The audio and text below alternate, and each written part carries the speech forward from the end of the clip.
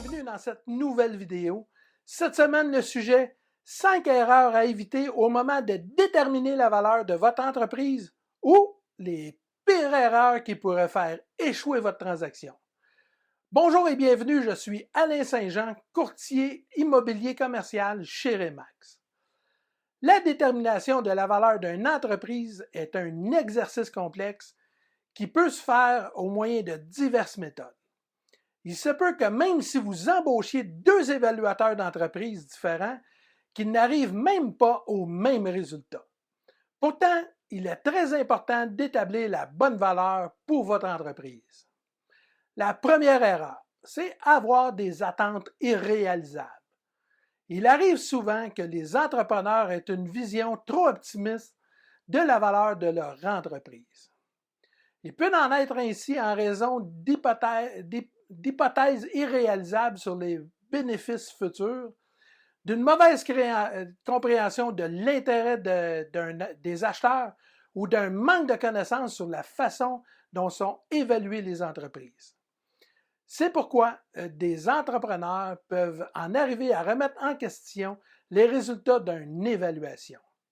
Si un vendeur a des attentes irréalisables quant à la valeur de son entreprise ou de sa croissance future, il peut avoir l'impression que l'évaluateur ne croit pas en lui ou en son entreprise. La deuxième erreur, tenter de faire sa propre évaluation. L'évaluation est un processus qui peut se faire au moyen de diverses méthodes et à divers degrés de complexité. Le choix de la méthode d'évaluation dépend du type d'entreprise et du type de transaction, ainsi que des renseignements disponibles. Notre meilleur conseil en tant que courtier immobilier commercial, demandez l'aide d'un expert en évaluation d'entreprise. Ce spécialiste sera impartial et ses méthodes seront reconnues auprès des institutions financières. Un plus pour le financement de votre acheteur. Troisième erreur, ne pas partager toutes les informations disponibles. Lorsque vous avez recours à un évaluateur d'entreprise, vous devez être prêt à lui communiquer des renseignements détaillés sur l'entreprise et surtout à collaborer avec lui. Certains entrepreneurs peuvent se sentir mal à l'aise de révéler des renseignements confidentiels. Mais il est essentiel de fournir toutes les informations nécessaires afin d'obtenir une évaluation juste et réaliste.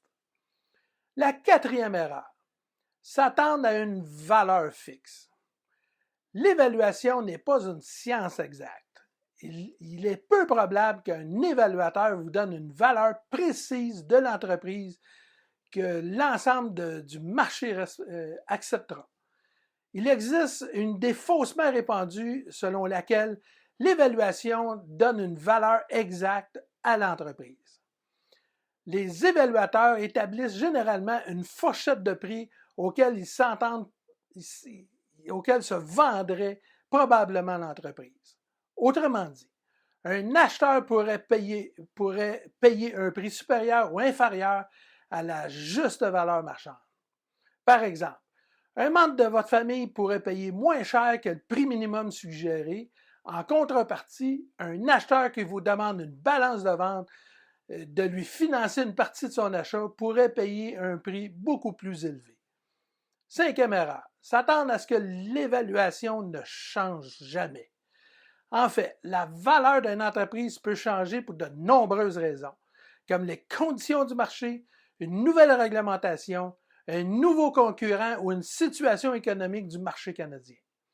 Mais surtout, il faut réaliser que la vraie valeur de votre entreprise est le prix qu'un acheteur est prêt à payer pour l'acquérir au moment précis qu'il veut l'acheter.